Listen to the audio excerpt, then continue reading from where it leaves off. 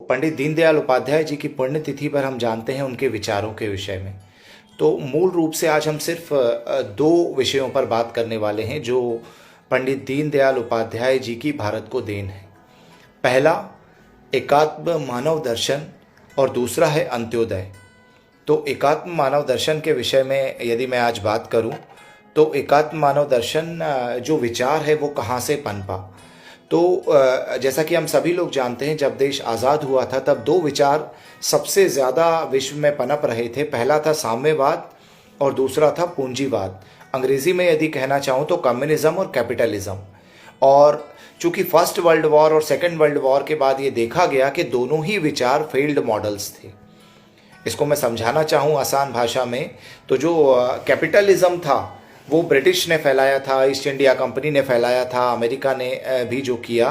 तो उसमें क्या होता है कि सारे के सारे संसाधनों को निचोड़ कर कैसे पैसा कमाया जाए और कैसे 1% लोगों के पास 99% लोगों का धन आ जाता है, उस तरह का एक मॉडल कैपिटलिज्म का निकल कर बाहर आ रहा था। अमेरिका में भी चंद लोग अमीर होते जा रहे थे, बाकी सारे लोग गरीब होते जा रहे थे। और दुनिया भर में भी ब्रिटिश के पास सबका पैसा आता जा रहा था और बाकी देश गरीब होते जा रहे थे। तो कैपिटलिज्म अपने आप में एक इस तरह का मॉडल बनता जा रहा था कि माइनिंग हो रही थी, रिसोर्सेज बर्बाद हो रहे थे। और आज भी यदि हम देखें तो पेड़ कटते हैं, नदियाँ बर्बाद होती हैं, पॉल्यूशन होता है और सिर्फ स्वार्थ की खातिर मानव जो है वो जो संसाधन है प्रकृति के उनका दोहन करता जाता है। और ना सिर्फ संसाधनों का बल्कि जीवों का, प्रकृति का, जानवरों का और बाकी मानवों का भी जो कैपिटलिस्ट लोग होते हैं वो शोषण करते हैं। तो कैपिटलिज्म इस तरह से एक फेल्ड मॉडल की तौर पे नज़र आने लगा था। इसी तरह से इसके जो विकल्प के रूप में खड़ा हुआ कम्युनिज्म ने कहा कि हम लोग अब सफल मॉडल के तौर पर प्रस्तुत होंगे, हम लोग कैपिटलिज्म को ख़त्म करेंगे, प्राइवेट प्लेयर्स को ख़त्म करेंगे। लेकिन असल में देखा जाए तो साम्यवाद भी क्या था, जो कम्युनिज्म था वो भी कैपिटलिज्म बाय स्टेट था। मतलब जो राज्य थे वो कैपिटलिज्म कर रहे थे। तो राज्य जो थे वो इंडस्ट्रीज लगा रहे थे, वो भी उसी तरीके से प्रकृति का दोहन कर रहे थे, शोषण कर रहे थे, वो भी पैसा कमा रहे थे और किसी को आंदोलन भी नहीं करने दे रहे थे, सबके राइट्स भी दबा रहे थे। तो चाइना में जिस तरह से माओ ने काफ़ी सारी हत्याएं करी, स्टालिन ने जिस तरह से रशिया में बहुत सारी हत्याएं करी, जिन लोगों ने उसके साथ आंदोलन करके राज सत्ता को हटाया था उन्हीं सारे लोगों को उन लोगों ने बाद में मरवा दिया। तो कम्युनिज्म भी इस तरह से एक फेल्ड मॉडल नज़र आ रहा था जहां पर मानव और मानवता के विषय में या प्रकृति के विषय में नहीं सोचा जा रहा था, वहां पर राज्य या स्टेट जो है वो अपने विषय में सोच रहा था। तो ऐसे समय में दीनदयाल उपाध्याय जी ने जब जनसंघ की स्थापना हुई तो उस समय उन्होंने कहा कि एकात्म मानव दर्शन नाम का एक जो मॉडल उन्होंने दिया, उन्होंने कहा कि भारत का आध्यात्म का एक अपना स्वरूप है जो सबको साथ में लेकर चलता है, चाहे प्रकृति हो, जीव हो, जंतु हो, जानवर हो, पहाड़ हो, नदियाँ हो, तो वो किसी में भी भेद नहीं करता। जो हमारे यहाँ अद्वैत वेदांत में भी आदि शंकराचार्य कई वर्षों पहले कह गए, वेदों में भी जो कहा गया है, उसी को पंडित दीनदयाल उपाध्याय जी ने एकात्म मानव दर्शन में कहा कि सबको साथ में लेकर चलना और सबका एक साथ कैसे विकास हो सकता है और उस विकास में प्रकृति का दोहन, शोषण ना हो, इस तरह का एक मॉडल किस तरह से बनाया जा सकता है। तो हम ना कम्युनिज्म में रहेंगे ना कैपिटलिज्म में रहेंगे, इनके बीच का एक रास्ता जिसको इंटेग्रल ह्यूमनिज्म कहते हैं या एकात्म मानव दर्शन कहते हैं, वो उन्होंने बताया। तो इस विषय में उनकी कई सारी पुस्तकें भी, उनके जो लेक्चर्स थे उन पर लिखी गई हैं। तो आप लोग जानना चाहें तो एकात्म मानव दर्शन के विषय में पढ़ सकते हैं। तो मूल यही है, ना हम कैपिटलिज्म की साइड ज़्यादा जाएंगे ना कम्युनिज्म की साइड जाएंगे। हम अपने रूट्स से, भारत के रूट्स से, इतिहास से जुड़े हुए रहते हुए आधुनिक दुनिया को अपनाएंगे और उसके अनुसार भारत का एक नया मॉडल देंगे जो दुनिया के लिए और प्रकृति के लिए बेहतर होगा। तो उसी को एकात्म मानव दर्शन कहा गया। अब दूसरी चीज पर हम आते हैं, जो दूसरा विचार पंडित दीनदयाल उपाध्याय जी ने दिया वो था अंत्योदय। तो अंत्योदय का अर्थ होता है अंतिम व्यक्ति का भला करना।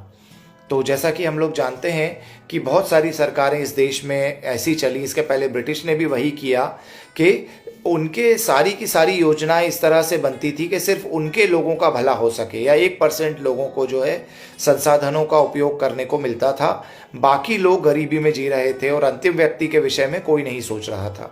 तो ऐसे समय में पंडित दीनदयाल उपाध्याय जी ने अंत्योदय की बात की और उन्होंने कहा कि अंतिम व्यक्ति तक चीज़ें पहुंचनी चाहिए। तो आज जैसा कि हम देखते हैं प्रधानमंत्री नरेंद्र मोदी जी जो योजनाएं चलाते हैं, तो जो पार्टी थी जनसंघ, जिसका विचार पंडित दीनदयाल उपाध्याय जी ने दिया था, जनसंघ जो पार्टी है वही बाद में जाकर, जैसा कि हम जानते हैं, 1980 में भाजपा बनी। और उस समय भाजपा जब जनसंघ बन गई तो भाजपा ने भी उन्हीं विचारों को ले लिया। और इसीलिए हम देखते हैं कि अटल बिहारी वाजपेयी जी ने स्कूल चले हम अभियान चलाया था, गोल्डन क्वाड्रिलेटरल में सड़कें बनाई थी, तो वो सभी के विषय में सोचा था। वैसे ही पीएम मोदी ने पहली बार प्रधानमंत्री बनने के बाद ये बात की कि शौचालय बनना चाहिए। आज भी कई गरीब जो हैं वो खुले में जा रहे हैं, तो उनके विषय में हमें सोचना चाहिए। वैसे ही जब उन्होंने पीएम आवास की बात की तो प्रधानमंत्री जी ने कहा कि हर एक व्यक्ति को घर मिलना चाहिए, पक्का घर मिलना चाहिए। तो इसी तरीके से प्रधानमंत्री मोदी जी की बाकी योजना यदि हम देखेंगे तो आपको दिखाई देती है उज्ज्वला योजना, जिसमें उन्होंने कहा कि जो गरीब महिलाएं हैं वो चूल्हा फूंकने के कारण उनको जो है अस्थमा और कई तरह की बीमारियां होती हैं, तो उनको सभी तक गैस पहुंचाई जाए। तो अंतिम व्यक्ति के विषय में इसमें सोचा गया। जैसा कि मध्य प्रदेश में लाडली लक्ष्मी योजना है या तीर्थ दर्शन योजना में गरीबों को भी तीर्थ के दर्शन करवाए जाएं, तो भाजपा की लगभग 80-90% योजनाओं के अंदर आप लोग उस विचार को देखते हैं कि अंतिम व्यक्ति तक योजना का लाभ पहुंचे या फिर अंतिम व्यक्ति को देखकर ही योजना बनाई जाती है। तो ये जो मूल विचार है, ये मूल विचार असल में जहाँ से निकल कर आया है वो दीनदयाल उपाध्याय जी का अंत्योदय ही है। और वो अंत्योदय असल में जहाँ से निकला है वो है एकात्म मानव दर्शन। असल में यही तो है एकात्म मानव दर्शन, के सभी का विचार किया जाए। जो आज प्रधानमंत्री जी बोलते भी हैं सबका साथ सबका विकास, तो वो धारणा भी अंत्योदय और एकात्म मानव दर्शन से ही निकल कर आती है। तो इन दो विचारों के विषय में ही आज हम लोगों को बात करना थी, आज मुझे समझाना था। पहला एकात्म मानव दर्शन और दूसरा जो है वो है अंत्योदय। तो ये दो विचार जो हैं वो भारत के अंदर, भारतीय राजनीति के अंदर जिस व्यक्ति ने दिए, उनकी आज पुण्यतिथि है, तो उनको नमन करते हुए आज इसीलिए हम लोग इन दो विचारों पर चर्चा कर रहे हैं। उनका नाम है पंडित दीनदयाल उपाध्याय जी। तो आप लोग इन दो विचारों के विषय में जानने के लिए नेट पर सर्च करें, उनकी पुस्तकें पढ़ें, तो आपको अधिक से अधिक इन दो विषयों के बारे में जानने को मिलेगा। और एकात्म मानव दर्शन और अंत्योदय को ना सिर्फ पढ़ें बल्कि उसे अपने जीवन में भी उतारने का प्रयास करें। तो यही दो विचारों पर आज मुझे आप लोगों से बात करनी थी पंडित दीनदयाल उपाध्याय जी की पुण्यतिथि के समय पर। तो यदि ये आपको अच्छे लगे हों तो कमेंट्स में इस विषय में बताएं और इस विषय में ज़्यादा से ज़्यादा युवाओं को भी बताएं कि एकात्म मानव दर्शन क्या है और अंत्योदय क्या है, ताकि वो भी उसे पढ़ें और जब वो पॉलिसी की फील्ड में जाएं तो इन चीज़ों को नीतियों में भी उतारें, जिससे देश का और समाज का और प्रकृति का भला हो सके। धन्यवाद।